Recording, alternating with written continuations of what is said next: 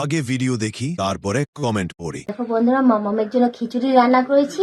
খিচুড়ি রান্না করে দেখো প্লেট দিয়ে এখন খিচুড়িটাকে ঠান্ডা করে নিচ্ছি। কেন বলো তো, শীতকাল তো, শীতকালে তো আর ফ্যান চলে না, যে ফ্যান চালিয়ে দেবো ঠান্ডা হয়ে যাবে। তো আমাকে এই হাত দিয়ে এভাবেই আমাকে প্লেট দিয়ে ঠান্ডা করে নিতে হচ্ছে। কি বলবো বলো, হাত পাখা তো নেই। তো যাই হোক, আজকের মতো tata. A few moments later. ঠিক আছে, কিন্তু পম গুলো ভালোই নড়াচড়ে আছে।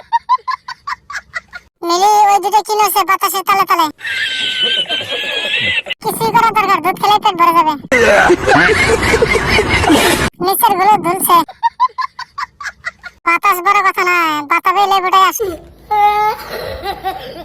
পাখা নাই তো কি হয়েছে, দুধ পাখা আছে তো, ওটা দিয়ে বাতাস বান্দর।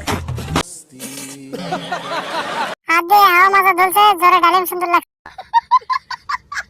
বৌদি, ওটা কিন্তু খুব সুন্দর বানাইছো, খুব খেতে ইচ্ছে করছে, আমারে খাওয়াবে কি? শোনা গো আমার, তুমি কোনটা ঠান্ডা করছো ঠিক বুঝতে পারছি। তো ওদিকে ঠান্ডা তো করতেছো, আর এদিকে আমাদের গরম হয়ে যাচ্ছে। তুমি কি হাওয়া দিচ্ছ নাকি পেঁপে নিজেকে ঠান্ডা করছো? কথা কি ক্লিয়ার না ভেজাল আছে? মাথা কেন দেখা যাচ্ছে না? তোমার লাউটা খুব সুন্দর নড়ছে বৌদি, জানটা জুড়ে গেল। শোনা গো আমার, পাকা পাকা। ওটা গোল মতো কি নড়ছে? ঠিক বলেছো। ডাবের সাইজ সুন্দর, সাথে না ভিডিও দেখালে ভালো হতো। ট্রান্সফর্মার বেরিয়ে গেছে, তোমার দুধগুলো ঝুলে গেছে।